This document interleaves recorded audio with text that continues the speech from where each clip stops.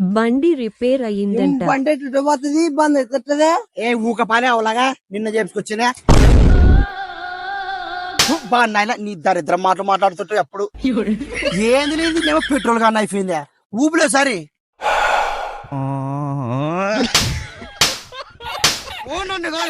బండిని పెట్రోల్ ఉంది మామా. మరి ఏమొచ్చింది